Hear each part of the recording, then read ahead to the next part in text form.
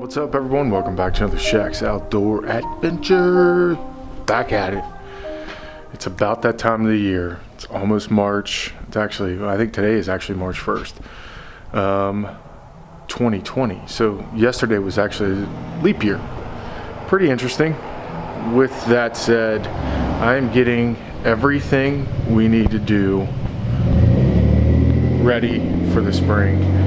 In 2 weeks, March 13th, I am heading down to Norris Lake with a couple buddies of mine. We do an annual fishing trip every year. A friend of mine's got a place on the water, and we're going to tear it up. So let's start out with everything I've done on this boat. The fuel filter, change that out. It's actually a fuel separator. It's a water separator. Last year, I changed that entire piece out, so we should be good to go there. This is what puts oil into the engine. And now the hard part, which you can't really see, changed all 6 spark plugs. Pain in the butt. I don't recommend doing that every year. I have a little flush valve, so I flushed out the head. Also, there's an air filter up here that I took out and replaced. Took off the prop, cleaned out the prop, re-greased everything. Also greased the steering column, and hopefully that helps out with the steering, keeps it flowing. I know it's and then the trim is always a pain.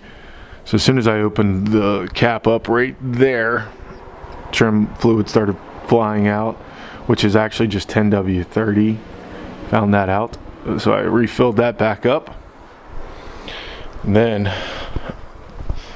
lastly, I took off each of the hubs and then put new bearing oil. I actually have an Oil Buddy system, or it's called Bearing Buddy. Either way, it's oil, not grease. So I had to take that out, flush that out, and then put in new oil. Conditioned all the seats, which I said that earlier on. Conditioned all the pleather, whatever, vinyl. One thing you find out real quick is that all these get dry rotted, and that's why these seats are kind of falling apart, which I got a couple patches over here, which I found out the last guy just used JB Weld, which actually was pretty smart. Didn't really think of that. Cleaned out all the hatches, re-glued some of these, my cooler hatch gasket that was falling off, cleaned out that hatch, cleaned out both rod storage lockers, and then also I updated all my software on my graphs. So theoretically I should be ready to go, but winter maintenance sucks. It's the worst part about owning the boat. Oh, I also greased the trailer axle, and then so that should be good to go. I also waxed down the boat. I mean, there's not much more I can do in getting it ready for it to be on the water. If anything else happens, unfortunately, it's gonna need a mechanic.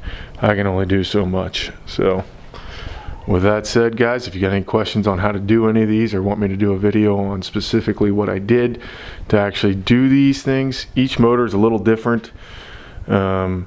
They're not that easy to get into. There are a lot of tight spaces, which don't make it very easy to work in. But I assure you that I have did everything I possibly could to do my research before just digging into the motor, because I don't recommend doing that. Now, one thing that a lot of people don't tell you about is the service manual. This was $15 on eBay used. You don't need a brand new one if you got a used boat, so keep that in mind. I would definitely purchase one.